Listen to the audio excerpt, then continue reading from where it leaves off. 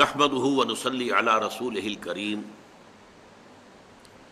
اما بعد فاعوذ بالله من الشيطان الرجيم بسم الله الرحمن الرحيم الحمد لله رب العالمين الرحمن الرحيم مالك يوم الدين إياك نعبد وإياك نستعين اهدنا الصراط المستقيم صراط الذين أنعمت عليهم غير المغضوب عليهم ولا الضالين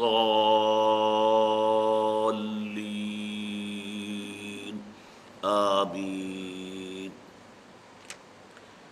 رب اشرح لي صدري ويسر لي أمري واحلل عقدة من لساني يفقهوا قولي اللهم ربنا ألهمنا رشدنا واعذنا من شرور أنفسنا اللهم أرنا الحق حقا وارزقنا اتباعه وأرنا الباطل باطلا وارزقنا اجتنابه آمین یا رب العالمین۔ سورہ فاتحہ جس کی ابھی میں نے تلاوت کی ہے، دو اعتبارات سے یہ قرآن مجید کی پہلی سورت ہے۔ ایک تو ترتیب مصحف میں آپ کو معلوم ہے کہ سورہ فاتحہ پہلی ہے، پھر سورہ بقرہ ہے۔ ایک ترتیب نزولی میں بھی یہ پہلی مکمل سورت ہے جو حضور پر نازل ہوئی۔ سورہ فاتحہ سے پہلے صرف متفرق آیات نازل ہوئی، 5 آیتیں سورہ علق کی، اقرأ بسم ربک الذی خلق خلق الانسان من علق اقرأ وربک الاکرم الذی علم بالقلم علم الانسان ما لم یعلم۔ اب یہ مکمل سورت تو نہیں ہے نا، سورۃ العلق تو 19 آیات پر مشتمل ہے، جس میں سے 5 یہ ہیں۔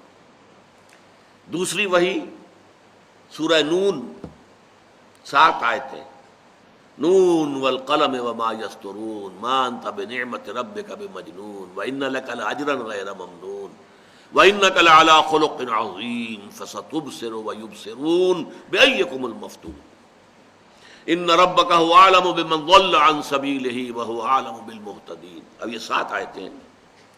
سورہ قلم تو غالباً 54 آیات پر مشتمل ہے، اگر مجھے مغالطہ اگر نہیں لگ رہا تو گویا کہ اس سے پہلے سورہ مزمل کی آیات نازل ہوئی، سورہ مدثر کی آیات 7 نازل ہوئی۔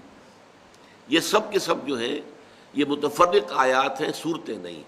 5ویں وہی ہے سورۃ الفاتحہ، اور یہ مکمل صورت نازل ہوئی ہے محمد الرسول اللہ صلی اللہ علیہ وسلم پر۔ تو دونوں اعتبارات سے یوں سمجھ لیجئے کہ پہلی صورت ہے قرآن مجید میں ترتیب مصحف کے اعتبار سے بھی پہلی، اور ترتیب نزولی کے اعتبار سے پہلی مکمل صورت جو حضور پر نازل ہوئی۔ عربوں کا ایک خاص ذوق ہے، اور اس ذوق کے مطابق سورۃ الفاتحہ کے معاملہ بھی ہوا ہے۔ جو چیز انہیں بہت پسند ہوتی ہے اس کے لیے نام بہت سے رکھ دیتے ہیں۔ شیر کے لیے 5000 الفاظ، تلوار کے لیے اتنے الفاظ، گھوڑے کے لیے اتنے الفاظ۔ تو سورہ فاتحہ کے بھی بہت سے نام رکھے گئے۔ ایک سب سے زیادہ عام جو ہے، اور جو گویا کہ اس کا اسم علم بن گیا، حالانکہ وہ بھی صفاتی نام ہے، الفاتحہ۔ فتح یفتح کے معنی کھولنا، دی اوپننگ سورہ آف دی قرآن، اوپننگ سورہ، یہ انگریزی کے حوالے سے فتح، فتح کے معنی میں اوپن کرنا، کھول دینا، کھولنے والی سورت، یعنی یہ کہ مصحف کو کھولتے ہی جو سورت سامنے آئے گی وہ سورۃ الفاتحہ ہے۔ دی اوپننگ سورہ آف دی قرآن الفاتحہ۔ تو یہ گویا کہ اس کا صفاتی نام ہے، لیکن یہ اس کا اسم علم کی حد تک ہے کہ ہم سورۃ الفاتحہ کا اس کو سمجھتے ہیں کہ یہ اس کا نام۔ پھر اس کے ناموں میں سے ام القرآن، قرآن کی جڑ، قرآن کی ماں، اساس القرآن، قرآن کی بنیاد، السبع المثانی والقرآن العظیم، یہ بھی اس کے 2 نام ہیں۔ ایک حدیث ابھی میں آپ کو سناؤں گا اس کی روح سے۔ اصل میں یہ آیت ہے سورہ حجر کی، جس میں اللہ تعالیٰ نے اپنا احسان گنایا ہے حضور پر۔ وَلَقَدْ آتَيْنَاكَ سَبْعًا مِّنَ الْمَثَانِي وَالْقُرْآنَ الْعَظِيمِ لَا تَمُدَّنَّ عَيْنَيْكَ إِلَىٰ مَا مَتَّعْنَا بِهِ أَزْوَاجًا مِّنْهُمْ۔ اے نبی، ہم نے ان کافروں کو، ان مشرکوں کو، ان غافلوں کو جو دولت دنیا کی دے رکھی ہے، کبھی آپ کی نگاہ اس کی طرف نہ اٹھے، کبھی آپ کی نگاہ ادھر نہیں اٹھنی چاہیے۔ ہم نے آپ کو جو شے دی ہے وہ سب سے بڑی قیمتی شے ہے، سبعا من المثانی والقرآن العظیم آپ کو عطا کیا ہے۔ ان کی دولت، ان کا ساز و سامان، ان کے پاس جو کچھ ہے، ان کی کوئی حیثیت نہیں اس دولت کے مقابلے میں جو ہم نے آپ کو دی۔ تو یہ جو ہے سبع من المثانی والقرآن العظیم، حدیث میں ابھی میں آپ کو سنا دوں گا، اس میں بتایا گیا یہ سورہ فاتحہ ہی کے لیے الفاظ استعمال ہوئے۔ پھر اس کو سورۃ الحمد بھی کہتے ہیں، سورۃ الشکر بھی کہتے ہیں، سورۃ الصلاۃ بھی کہتے ہیں، سورۃ السؤال بھی کہتے ہیں، سورۃ المناجات بھی کہتے ہیں، یہ الکافیہ بھی ہے، الشافیہ بھی ہے شفا دینے والی، والوافیہ بھی ہے پورا کر دینے والی، تو الراقیہ بھی ہے، اسی کے ذریعے سے جھاڑ پونچھ کی جائے۔ چنانچہ بہت سے آپ سنتے ہوں گے 41 مرتبہ سورہ فاتحہ پڑھ کر مریض کو جو ہے پھونکا جائے تو اس سے شفا ہوتی ہے۔ تو اگر کرنا ہی ہے، کوئی جھاڑ پھونک کرنی ہے، تو کسی اور شے سے نہ کرو، سورہ فاتحہ سے کرو، جو سب سے اونچی شے، جو اللہ تعالیٰ کی عظیم ترین نعمت ہے، جو اس نے اپنے نبی، اپنے محبوب محمد الرسول اللہ کو عطا کی ہے۔ جہاں تک اس کی فضیلت کا تعلق ہے، اس کے لیے اب سب سے پہلے تو آپ حدیث سن لیجئے۔ یہ جامع ترمذی کی روایت ہے، عن ابی ہریرہ، حضرت ابو ہریرہ رضی اللہ تعالیٰ عنہ سے مروی ہے، ان رسول اللہ صلی اللہ علیہ وسلم قال لأبی ابن کعب، کہ حضور صلی اللہ علیہ وسلم نے حضرت ابی ابن کعب سے فرمایا۔ یہ ابی ابن کعب جو ہے یہ انصاری صحابہ میں سے تھے، اور یہ قرآن کے بہت بڑے عالم تھے، بہت بڑے عالم، یہاں تک کہ حضور کے اپنے الفاظ ان کے لیے یہ وارد ہوئے ہیں، اقرأہم ابی ابن کعب، میرے صحابہ میں سب سے بڑا قاری، سب سے بڑا عالم، اس لیے کہ اس وقت جو قاری ہوتا تھا وہ عالم ہوتا تھا، زبان ان کی اپنی تھی۔ آج ہمارے ہاں تو قاری وہ ہوتے ہیں جو عالم نہیں ہوتے، قرأت انہوں نے سیکھ لی ہے، بہت اچھے انداز میں وہ قرآن پڑھ سکتے ہیں، لیکن انہیں علم حاصل نہیں ہے۔ اس وقت کا معاملہ یہ نہیں تھا۔ تو عالمہم اقرأہم، سب سے بڑا قاری، سب سے بڑا عالم قرآن جو ہے وہ ابی ابن کعب ہے۔ تو ان سے بڑی محبت کے ساتھ پوچھا، اتحب ان اعلمک سورۃ، اے ابی کیا تم چاہو گے کہ میں تمہیں وہ سورت تلقین کروں، وہ سورت سکھاؤں، بتاؤں، لم ينزل فی التوراۃ ولا فی الانجیل ولا فی الزبور ولا فی القرآن مثلھا، جس کے مثل، جس جیسی کوئی صورت نہ تورات میں نازل ہوئی، نہ زبور میں نازل ہوئی، نہ انجیل میں نازل ہوئی، اور نہ ہی خود قرآن میں نازل ہوئی، یعنی بے مثل صورت۔ قرآن میں بھی اکثر و بیشتر آپ دیکھیں گے کہ جوڑوں کی شکل میں آیتیں ہمیں مل جاتی ہیں، ایک ہی مضمون مختلف پیرایوں میں قرآن میں بیان ہو جاتا ہے، لیکن یہ کہ یہ سورہ ایسی ہے کہ جس کا کوئی جوڑ جو ہے موجود نہیں۔ قال نعم یا رسول اللہ، جب حضور نے فرمایا اگر تم چاہو، کیا تم چاہتے ہو کہ میں تمہیں تلقین کروں، وہ سورت کون سی ہے؟ قال نعم یا رسول اللہ، حضرت ابی ابن کعب نے عرض کیا کہ ضرور، اے اللہ کے رسول ضرور بتائیے۔ فقال رسول اللہ صلی اللہ علیہ وسلم، اس پر حضرت حضور صلی اللہ علیہ وسلم نے فرمایا، کیف تقرأ فی الصلاۃ، اچھا ذرا مجھے سناؤ تم نماز میں کیا پڑھتے ہو؟ قال فقرأ ام القرآن، تو حضرت ابی ابن کعب نے ام القرآن یعنی سورہ فاتحہ پڑھی۔ فقال رسول اللہ صلی اللہ علیہ وسلم، اس پر فرمایا اللہ کے رسول صلی اللہ علیہ وسلم نے، والذی نفسی بیدہ، اس ذات کی قسم ہے جس کے ہاتھ میں میری جان ہے، ما انزلت فی التوراۃ ولا فی الانجیل ولا فی الزبور ولا فی القرآن مثلھا، اس سورہ فاتحہ جیسی کوئی صورت نہ قرآن میں نازل ہوئی ہے، نہ زبور میں، نہ انجیل میں، نہ تورات میں۔ وَإِنَّهَا سَبْعٌ مِّنَ الْمَثَانِي، اور یہی ہے وہ سبع مثانی جس کا سورہ ہجر میں تذکرہ کیا گیا، وَلَقَدْ آتَيْنَاكَ سَبْعًا مِّنَ الْمَثَانِي، یہ وہ 7 آیات ہیں جو بار بار پڑھی جاتی ہیں۔ اب آپ معلوم ہے آپ فجر کی نماز پڑھتے 4 مرتبہ آپ نے سورہ فاتحہ پڑھی، ظہر کی نماز پڑھتے ہیں تو آپ نے 10 مرتبہ یا 12 مرتبہ سورہ فاتحہ پڑھی کہ نہیں پڑھی؟ اسی طریقے سے رات کی عشاء کی نماز پڑھتے سورہ فاتحہ بار بار دہرائی جانے والی، سبعاً 7 ایسی آیتیں جو بار بار دہرائی جاتی ہیں، اور والقرآن العظیم، اور یہ خود اپنی جگہ پر قرآن عظیم ہے، اپنی جگہ پر اس کا رتبہ کیا ہے؟ یہ قرآن عظیم، بہت بڑا قرآن یہ ہے، الذی اعطیتہ، یہ وہ قرآن عظیم ہے جو اللہ تعالیٰ کی طرف سے مجھے عطا کیا گیا ہے۔ حضرت انس سے رضی اللہ تعالیٰ عنہ، یہ حاکم کے اندر روایت موجود ہے کہ یہ افضل القرآن ہے، قرآن مجید کی سب سے فضیلت والی صورت۔ اور مسند عن عبداللہ ابن عباس رضی اللہ تعالیٰ عنہ یہ الفاظ آئے ہیں کہ یہ 2/3 قرآن کے مساوی ہے۔ بہرحال یہ اس کی فضیلت کے لیے کچھ میں نے حوالے آپ کو دے دیے۔ اب آئیے چوتھی بات، یہ نماز کا جزو لازم ہے۔ اصل نماز یہی ہے۔ یہ تو بعد میں آپ کو ایک حدیث قدسی سناؤں گا انشاءاللہ، اگلا جو درس ہوگا اس کے حوالے سے بہت سی باتیں واضح ہوں گی۔ اس وقت یہ ہے کہ اصل نماز یہی ہے، یہ سورہ فاتحہ۔ چنانچہ میں آپ کو حدیث سنا رہا ہوں جو صحیح بخاری میں بھی ہے، صحیح مسلم میں بھی ہے، جامع ترمذی میں بھی ہے، سنن ابی داود میں بھی ہے، سنن نسائی میں بھی ہے، اور بہت سی کتابوں میں موجود ہے۔ اور یہ عن عبادۃ بن صامت رضی اللہ تعالی عنہ، حضرت عبادہ بن صامت سے ہے مرفوعا کہ حضور نے فرمایا لا صلاۃ لمن لم یقرأ بفاتحۃ الکتاب، اس شخص کی کوئی نماز نہیں ہے جس نے کہ سورہ فاتحہ کی تلاوت نہیں کی۔ اب اس سے ہمارے ہاں ایک بڑا اختلاف پیدا ہوا، وہ نوٹ کر لیجیے۔ ایک رائے یہ ہے، آپ اگر علیحدہ نماز پڑھ رہے ہیں تو ظاہر بات ہے کہ آپ کو ہر رکعت میں خود پڑھنی ہی پڑھنی ہے سورہ فاتحہ۔ جب باجماعت پڑھ رہے ہیں اب کیا شکل ہو، امام پڑھ رہا ہے سورہ فاتحہ تو کیا مقتدی کو بھی پڑھنی چاہیے؟ اس حدیث میں جو الفاظ کی شدت ہے اس کی بنا پر رجحان یہ ہوتا ہے کہ یقیناً اس صورت میں ہر شخص کو لا صلاۃ لمن لم یقرأ بفاتحۃ الکتاب، جس نے کہ فاتحہ کی تلاوت نہیں کی، قرات نہیں کی، اس کی کوئی نماز ہی نہیں۔ تو یہ موقف ہے امام شافعی کا، یہی مسلک ہے ہمارے اہل حدیث بھائیوں کا کہ آپ چاہے اکیلے نماز پڑھ رہے ہو، چاہے امام کے پیچھے پڑھ رہے ہو، اور چاہے امام جو ہے وہ جہری رکعت پڑھا رہا ہے اور چاہے سری رکعت پڑھا رہا ہے۔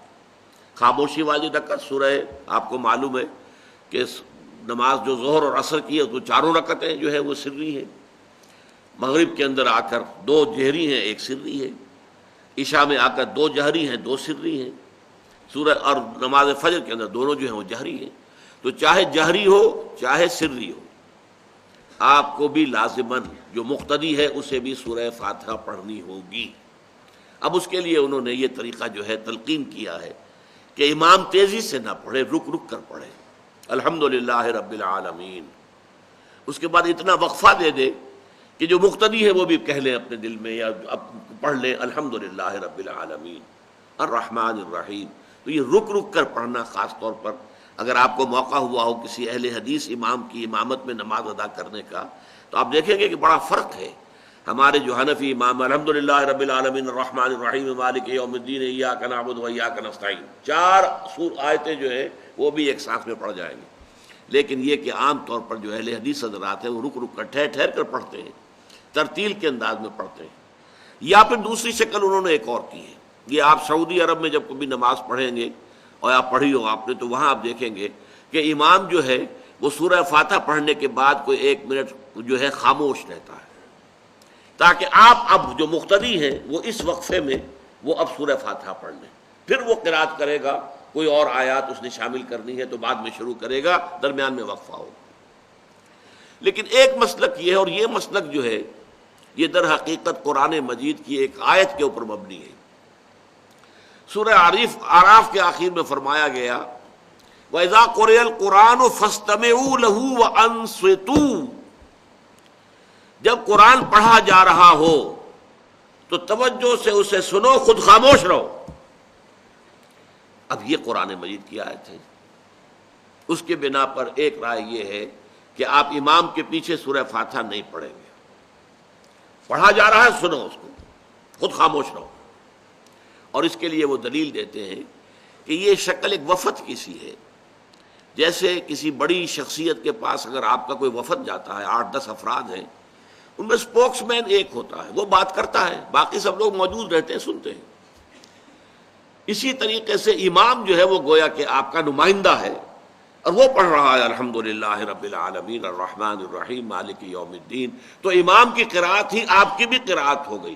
گویا کہ اس آیت سے، اس حدیث سے اختلاف نہیں ہے، اس کی تعبیر سے اختلاف ہے کہ امام کا قرأت کر لینا در حقیقت مقتدیوں کی طرف سے بھی قرأت ہے۔ اس میں جو حنفی مسلک ہے وہ بہت سخت ہے، اور وہ یہ ہے کہ چاہے سری نماز ہو اور چاہے جہری ہو، ہر کسی بھی حالت میں مقتدی جو ہے وہ سورہ فاتحہ نہیں پڑھے گا۔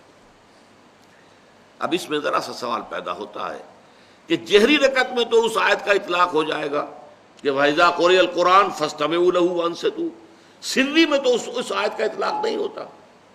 بہرحال یہ مسلک ہے، امام شافعی کا ایک انتہا پر ہے، ہر صورت میں سری ہو یا جہری ہو آپ کو پڑھنی ہی پڑھنی ہے، اور امام ابو حنیفہ دوسری انتہا پر ہے کہ چاہے سری ہو چاہے جہری ہو کسی شکل میں نہیں پڑھنا۔ امام مالک کا مسلک ہے درمیان میں، اور میں اس میں کوئی جھجک محسوس نہیں کرتا کہ میں آپ کے سامنے عرض کر دوں کہ میں اس پر عمل پیرا ہوں۔ وہ کیا ہے؟ جہری نماز میں خاموش رہو اور سنو، اس آیت کا اطلاق ہو جائے گا جب بلند آواز سے پڑھ رہا ہے امام تو پوری توجہ، فاستمعوا لہ، اپنی پوری توجہ کو اس کے سننے کے اوپر مرکوز کر دو اور خود خاموش رہو۔ سری رکعت میں البتہ جبکہ وہ بھی خاموشی سے پڑھ رہا ہے، آپ بھی خاموشی سے پڑھ رہے ہیں۔ بہرحال ان چیزوں میں میں نے یہ سب کچھ بیان کیا ہے، تو اس سے جو میرا مقصود ہے وہ یہ ہے کہ معلوم ہو جائے کہ اس میں کوئی بڑی بنیادی بات نہیں ہے، نہ یہ کہ جو حنفی ہیں وہ اس حدیث کا انکار کرتے ہوں کہ لا صلاۃ لمن لم یقرأ بفاتحۃ الکتاب، کیسے وہ انکار کریں گے؟ اور نہ ہی کوئی جو حنبلی ہے یا اہل حدیث ہے وہ قرآن کی اس آیت کا اختلاف سے جو ہے وہ اختلاف کر سکتا ہے کہ اذا قرئ القرآن فاستمعوا له وانصتوا، لیکن یہ کہ اس کے پھر اس سے جو احکام کا استنباط ہے اس میں اختلاف ہو جاتا ہے، تو اس کو نہیں سمجھنا چاہیے کہ یہ کوئی بہت بڑی اہمیت والی بات ہے۔ اب آئیے، اصل نماز سورہ فاتحہ ہے۔ اس کو میں اصل میں عرض کروں گا جیسا کہ میں نے آپ سے بتایا کہ ایک حدیث قدسی کے اعتبار سے کہ جس میں الفاظ آتے ہیں کہ قسمت الصلاۃ بینی و بین عبدی نصفین، میں نے نماز کو اپنے اور اپنے بندے کے درمیان آدھا آدھا تقسیم کر لیا، فنصف لی و نصف لعبدی ولعبدی ما سال، اس کا آدھا حصہ میرے لیے ہے اور آدھا میرے بندے کے لیے، اور میرے بندے کے لیے ہے جو اس نے مانگا میں نے دیا۔ تفصیل سے گفتگو ہوگی اس حدیث پر انشاءاللہ۔ یہ مسلم شریف کی روایت ہے حضرت ابو ہریرہ رضی اللہ تعالی عنہ سے۔ ان الفاظ کے بعد پھر ساری شرح بیان کی گئی ہے سورہ فاتحہ کی، کہ جب بندہ کہتا ہے الحمدللہ رب العالمین، اللہ فرماتا حمدنی عبدی، میرے بندے نے میری حمد کی ہے۔ بندہ کہتا ہے الرحمن الرحیم، اللہ فرماتا مجدنی عبدی، میرے بندے نے میری تمجید، میری بزرگی کا بیان کیا۔ جب بندہ کہتا مالک یوم الدین، اللہ فرماتا اثنا علی عبدی، میرے بندے نے میری ثنا کی ہے۔ جب بندہ کہتا ہے ایاک نعبد و ایاک نستعین، تو اللہ فرماتا ھذا ما بینی و بین عبدی، یہ میرے اور میرے بندے کے درمیان ہے۔ ولعبدی ما سال، میرے اور میرے بندے کے درمیان ہے، کس معنی میں؟ یہ معاہدہ ہے میرا اور میرے رب بندے کا کہ میری ہی بندگی کرے گا، مجھے سے مدد مانگے گا، اور جو اس نے مدد مانگی ہے میں نے دی، گرانٹڈ۔ اور پھر جب بندہ کہتا ہے اہدنا الصراط المستقیم صراط الذین انعمت علیہم غیر المغضوب علیہم ولا الضالین، تو اللہ فرماتا ھذا لعبدی، یہ میرے بندے کے لیے اور میرے بندے کے لیے ہے جو اس نے مجھ سے مانگا۔ اس اعتبار سے اصل نماز قسمت الصلاۃ بینی و بین عبدی نصفین، اس صلاۃ کے اعتبار سے جان لیجئے کہ اس کے اندر جو ہے سورہ فاتحہ ہی کی شرح آئی ہے، تو گویا کہ اصل نماز سورہ فاتحہ ہے۔ ایک اور اس کا جو تمہیدی مضمون آ جائے، اس کی آیات کا معاملہ جو ہے 7 آیات متفق علیہ، سب کے نزدیک 7 آیتیں۔ اب دیکھیے گڑبڑ واقع ہو جائے گی، شوافع کے نزدیک، اہل حدیث حضرات کے نزدیک آیت بسم اللہ بھی جو ہے وہ اس کا حصہ ہے، تو آیت نمبر 1 ہوئی بسم اللہ الرحمن الرحیم، اور الحمدللہ رب العالمین آیت نمبر 2 ہو گئی۔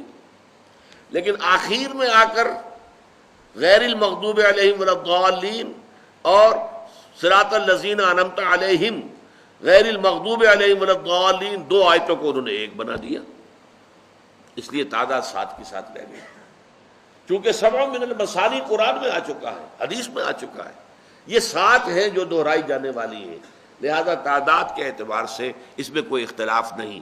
چاہے کسی نے آیت بسم اللہ کو اس کا جز مانا تو اس نے صراط الذین انعمت علیہم غیر المغضوب علیہم ولا الضالین، ان دونوں کو ایک آیت مانا ہے۔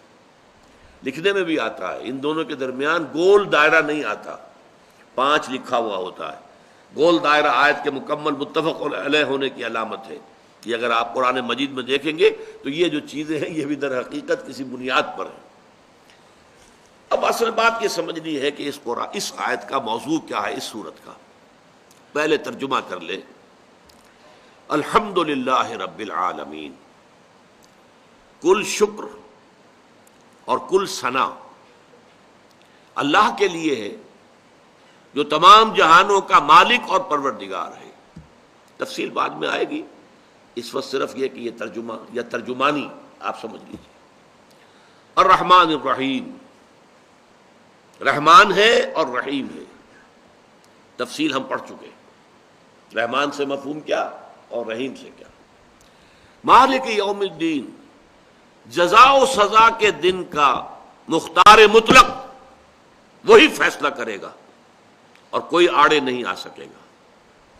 جیسے کہ قرآن میں آتا ہے لمن الملک اليوم للہ الواحد القہار، اعلان کیا جائے گا آج کس کے ہاتھ میں ہے اختیار اور بادشاہی۔ دنیا میں تو بادشاہ بنے بیٹھے ہوئے تھے، فرعون بھی تھا اور نمرود بھی تھا اور یہ بھی تھے اور وہ بھی تھے اور بش بھی ہے اور وہ فلاں بھی تھے، لیکن آج لمن الملک اليوم، آج کس کے ہاتھ میں بادشاہی ہے؟ للہ الواحد القہار، آج اور کسی کے پاس کوئی اختیار نہیں۔ مالک یوم الدین، ایاک نعبد و ایاک نستعین۔ اب ایک نقطہ نوٹ کر لیجئے گا، یہاں غیاب سے حضور کی طرف منتقل ہو گیا معاملہ۔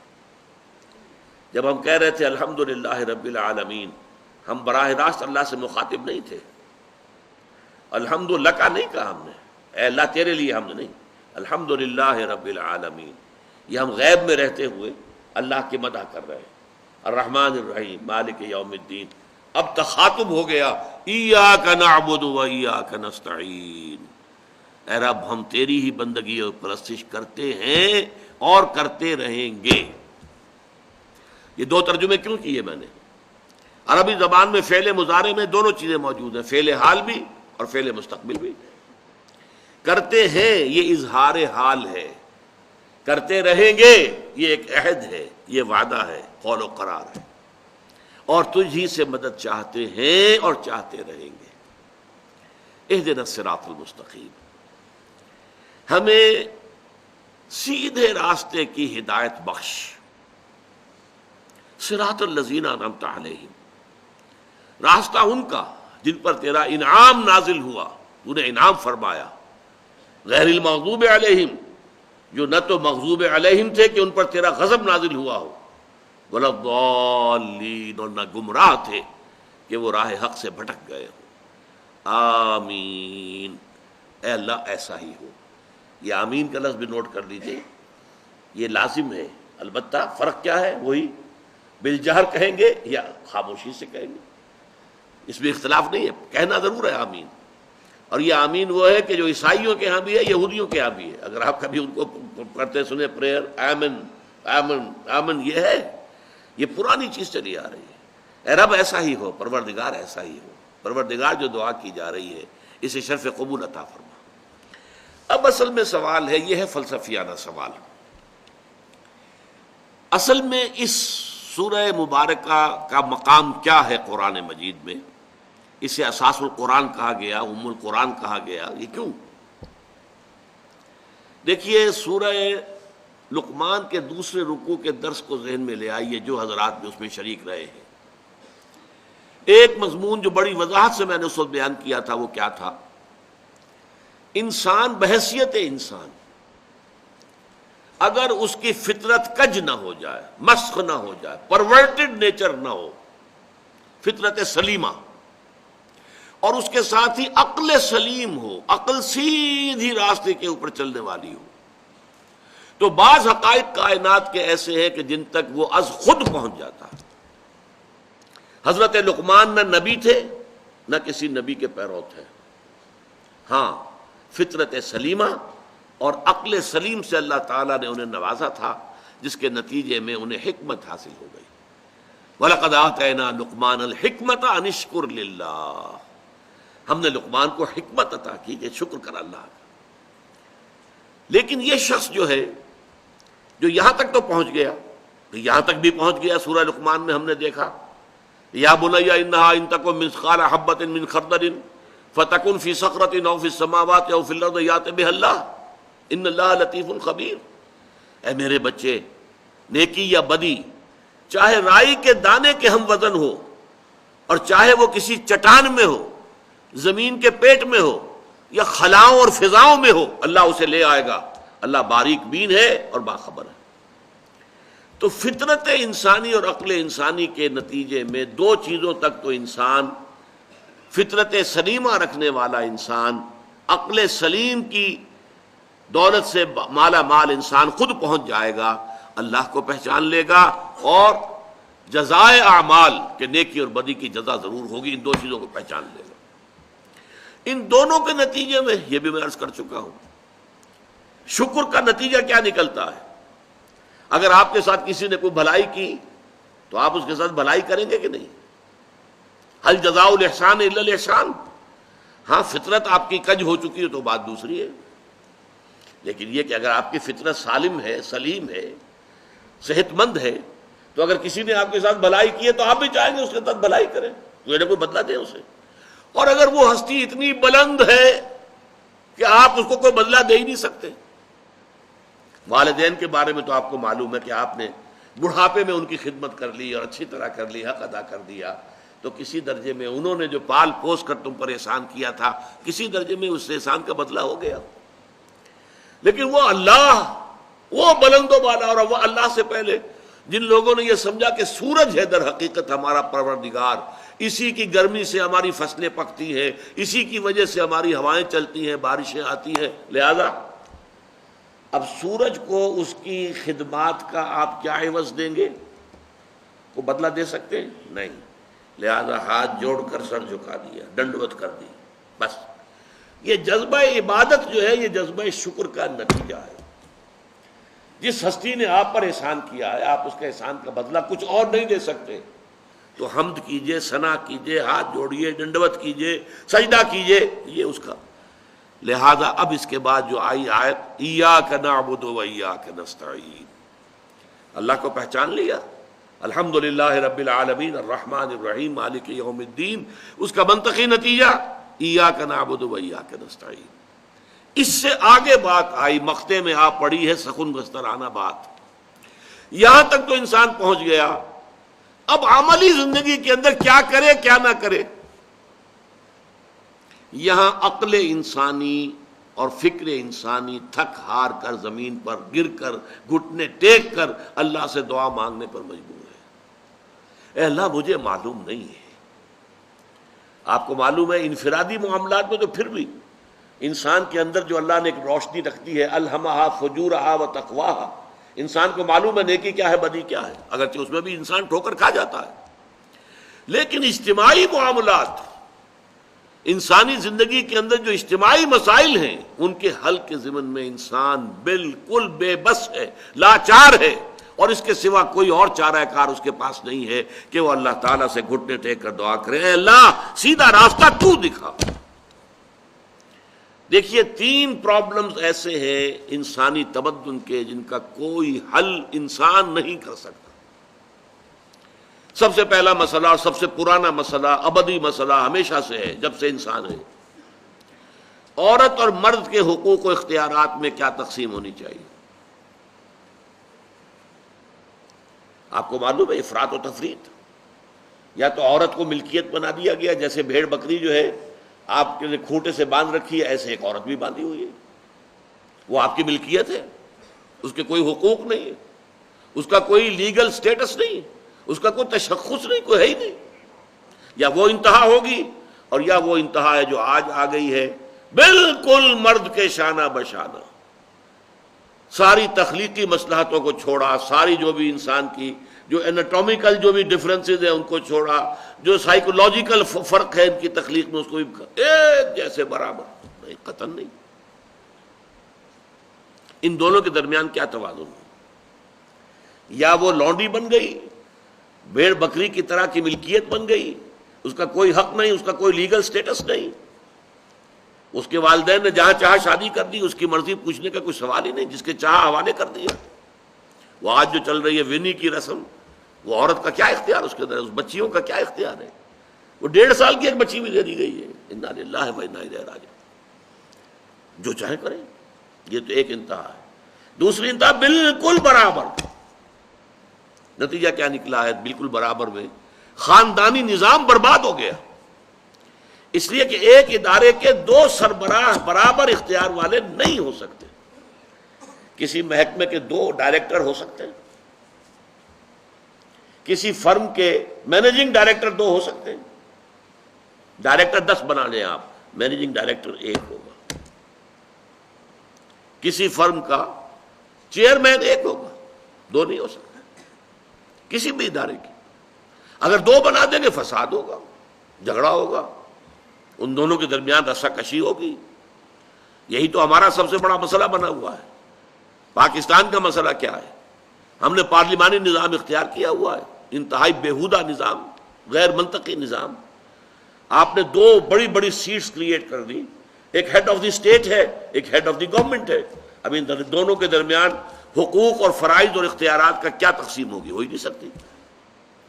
یا سارا کچھ صدر کے پاس جائے گا اور وزیر اعظم جو ہے وہ جونیجو کی مانند وزیر اعظم بن جائے گا، یا سارا کچھ وزیر اعظم کے ہاتھ میں ہوگا اور صدر جو ہے چودھری فضل الہی بن جائے گا، کہ جس کو وہاں ان کی دیواروں پر لکھا گیا تھا رہا کرو انہیں، چودھری فضل الہی کو رہا کرو، یہی ہوگا۔ تو ایک گھر کے 2 جو ہیں 2 سربراہ نہیں ہو سکتے، خاندانی ادارہ تباہ ہو چکا ہے۔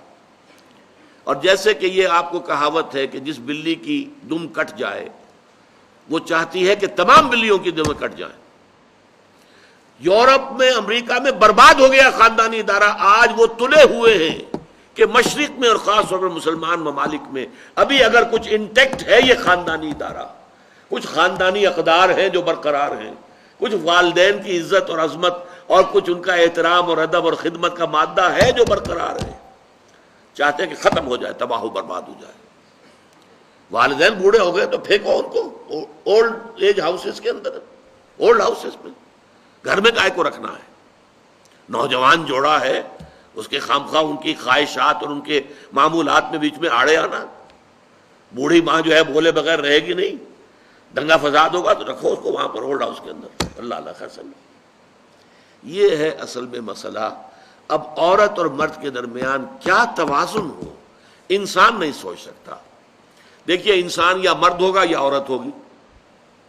مرد سوچے گا تو وہ اپنے اعتبار سے سوچے گا، عورت کی نفسیات کیا ہے، عورت کے احساسات کیا ہیں، اس کو کیا پتا۔ عورت سوچے گی تو اپنے اعتبار سے سوچے گی، مرد کے احساسات کیا ہوتے ہیں، مرد کی نفسیات کیا ہوتی ہے، اسے کیا پتا۔ لہذا یا ادھر کا ہوگا یا ادھر کا معاملہ ہوگا۔ ایک ہی ذات دے سکتی ہے آپ کو نظام، جو مرد کی بھی خالق ہے عورت کی بھی خالق ہے، اسی نے بنایا دونوں کو، اور دونوں ہی اس کے لیے اولاد کے مانند ہیں۔ یہ حدیث نبوی کا ترجمہ کر کے بتا رہا ہوں آپ کو۔ حضور نے فرمایا الخلق عیال اللہ، یہ خلق جو ہے مخلوق ہے، یہ اللہ کے کنبے کے مانند ہے۔ تو مرد بھی اللہ کے اس کنبے میں شامل ہے، عورتیں بھی شامل ہے۔ اس نے نظام دیا، شادی بیاہ کے یہ قوانین ہونے چاہیے، طلاق وغیرہ کا یہ مسئلہ ہونا چاہیے۔ یہ سارا ضابطہ جو دیا ہے وہ اس لیے دیا ہے کہ یہ انسان اپنے ذہن سے نہیں سوچ سکتا۔ آج تباہی آ گئی ہے مغرب کے اندر، شادی کرنا ہی نہیں چاہتے۔ وی آر لیونگ ٹوگیدر، شادی کریں گے تو نتیجہ پتہ ہے کیا نکلتا ہے؟ آپ نے اپنی بیوی کو طلاق دی، سب سے پہلے تو یہ کہ آدھی پوری آپ کی جو ملکیت ہے اس کا آدھا حصہ دے دیے اسے۔ نمبر 2، گھر اگر آپ کا اپنا ہے تو اس میں بیوی رہے گی، آپ نکل جائیے یہاں سے۔ کوئی مرد اس کو قبول کرنے کو تیار نہیں تو وہ شادی کرتا ہی نہیں. اور عورت کی ضرورت ہے، لہذا عورت بغیر شادی کیے بھی اس کے ساتھ رہتی ہے، بچے پیدا کرتی ہے، بٹ وداؤٹ میرج.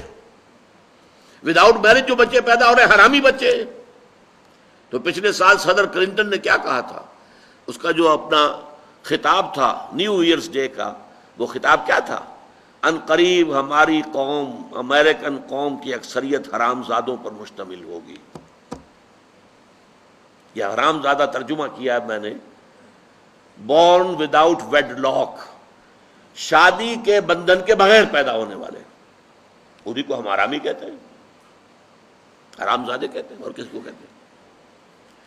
اچھا دوسرا مسئلہ، پہلا مسئلہ تو یہی ہے، پرانا بہت ہے، قدیم ہے.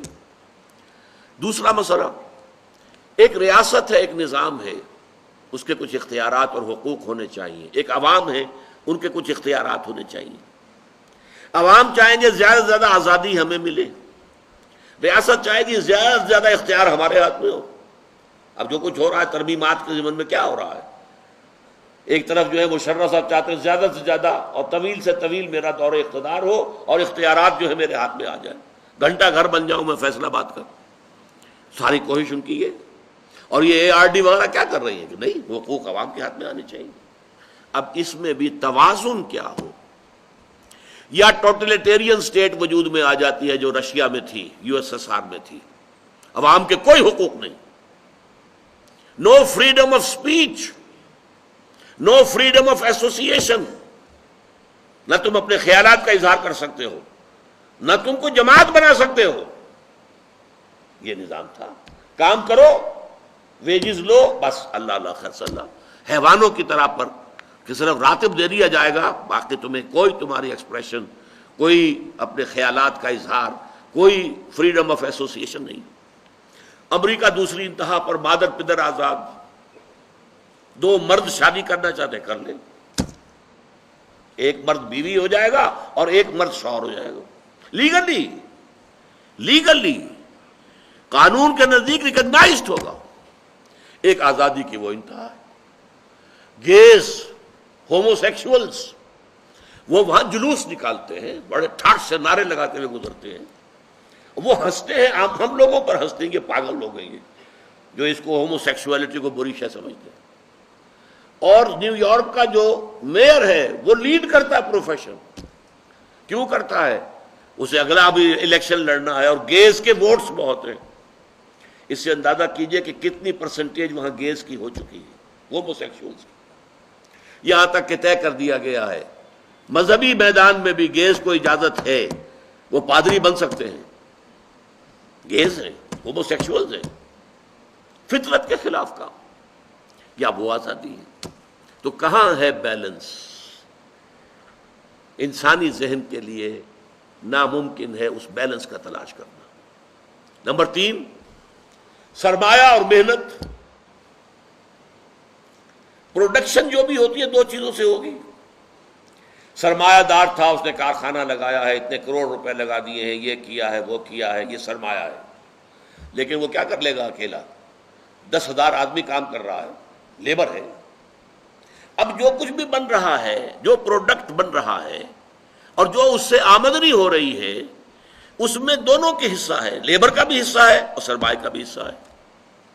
لیکن منافع میں کتنا حصہ سرمایہ کا ہوگا، کتنا لیبر کا ہوگا، کون طے کرے گا؟ یا تو سرمایہ داری بن جائے گی، صاحب میں تو آپ کو 10 روپے دے سکتا ہوں ڈیلی ویج، منظور ہے تو کام کیجئے ورنہ چاہیے دفع ہو جائیے. اور بہت سے آپ کے بھائی موجود ہیں جو 10 روپے پر کام کرنے کے لیے تیار ہو جائیں گے. ساری دولت سمٹ کر جا رہی ہے کارخانے دار کے ہاتھ میں. کیپٹلزم، جو کیپٹل ہے، جو سرمایہ ہے، اصل جو ہے دولت اسی کی طرف، روپے کو روپیہ کھینچتا ہے، پیسے کو پیسہ کھینچتا ہے. لہذا امریکہ میں آپ کو ایسے لوگ مل جائیں گے جنہیں اپنی دولت کا اندازہ نہیں ہے کہ کتنی دولت ان کے پاس ہے. بلینز آف ڈالر کا ایک ایک چیک لکھ سکتے ہیں، اور یہودی ہیں وہ. دوسری طرف امریکہ میں آپ کو گھیٹوز مل جائیں گے، گھیٹوز. اور ایک ہی جزیرہ ہے مینہٹن، کوئی 11 میل لمبا ہے، چوڑائی کہیں 2-3 میل ہے، کہیں ذرا زیادہ ہے. اس کے ساؤتھ میں جہاں یہ دو بڑے بلڈنگیں کھڑی تھی جو گرائی ہیں، جو بھی تھے دہشت گرد، یہاں پر یہ اس کا ریچسٹ حصہ ہے، پوری دنیا کی دولت یہاں جمع ہے، سارے بینک وہاں ہیں، اور اسی جزیرے کے شمالی علاقے کے اندر گھیٹوز ہیں، افرو امریکنز، کالے امریکی، یوں سمجھیے کہ سب ہیومن لیول پر رہ رہے ہیں، حیوانوں کی طرح زندگی گزار رہے ہیں۔ یہ ڈسپیرٹی نظر آ جائے تو اب عدل و انصاف کی کیا شکل ہو؟ یا وہ ہے جو رشیا میں اور یو ایس ایس آر میں تھا، یا یہ ہے جو امریکہ میں اور اس کے الائز کے اندر ہے۔ یہ ہے وہ مسئلہ جہاں انسان ہاتھ جوڑ کر گھٹنے ٹیک کر اللہ سے دعا کرنے پر مجبور ہے، اے اللہ تو نے مجھے فطرت سلیمہ بخشی، اے اللہ تو نے مجھے عقل سلیم سے نوازا، اے اللہ میں نے تجھے پہچان لیا کہ کل شکر اور کل ثنا کا مستحق تو ہی ہے، اے اللہ میں نے تجھے پہچان لیا کہ تو تمام جہانوں کا پروردگار اور مالک ہے، اے اللہ میں نے تجھے پہچان لیا جزا و سزا کے دن کا مالک و مختار مطلق تو ہے، اے اللہ میں نے طے کر لیا ہے تیری ہی بندگی کرتا ہوں اور کروں گا، اور تیری ہی تو ہی سے مدد چاہتا رہوں گا، لیکن اے اللہ میں مجبور ہوں، میری عقل جو ہے میرا ساتھ نہیں دیتی، کروں کیا، چلوں کس راستے پر، کون سے راستے پر؟ یہ عملی حصہ ہے دین کا، وہ سارا تھا فکری، نظری، ایمانی حصہ، الحمدللہ رب العالمین الرحمن الرحیم مالک یوم الدین، یہ کیا ہے؟ یہ ایمانی، فکری، نظریاتی حصہ ہے۔ عملی حصہ کیا؟ اہدنا الصراط المستقیم، ہمیں سیدھے راستے کی ہدایت بخش، صراط الذین انعمت علیہم، راستہ ان کا جن پر تیرا انعام ہوا، تیرے پسندیدہ بندے جو ہوئے، غیر المغضوب علیہم، جو مغضوب علیہم نہیں ہوئے، ان پر تیرا غضب نہیں آیا، غصہ نہیں آیا، ولا الضالین، اور نہ ہی وہ سیدھے راستے سے بھٹکے۔ یہ ہے سورہ فاتحہ کا مقام، گویا کہ اصل میں یہاں پر قرآن مجید، اس کے اصل مخاطب کون ہے؟ وہ سلیم الفطرت لوگ، وہ سلیم العقل لوگ، جنہیں قرآن کہیں کہتا ہے الذین یعقلون، کہیں کہتا ہے الذین یفقہون، کہیں کہتا ہے اولو الالباب، ہوش مند لوگ۔ یہ وہ لوگ ہیں کہ قرآن مجید اصل میں ان سے مخاطب ہے، اور وہ خود سفر طے کر کے اللہ کی ذات تک، معرفت خداوندی تک تو پہنچ گئے ہیں، لیکن اب عملی زندگی کے اندر رہنمائی کے لیے درخواست کر رہے ہیں، اہدنا الصراط المستقیم صراط الذین انعمت علیہم غیر المغضوب علیہم ولا الضالین۔ یہی وجہ ہے کہ فوراً سورہ بقرہ شروع ہوتی ہے، الف لام میم ذالک الکتاب لا ریب فیہ ھدی للمتقین، یہ ہدایت ہم تمہیں دے رہے ہیں۔ یہ قرآن جواب ہے اس دعا کا، اہدنا الصراط المستقیم صراط الذین انعمت علیہم غیر المغضوب علیہم ولا الضالین، آمین یا رب العالمین۔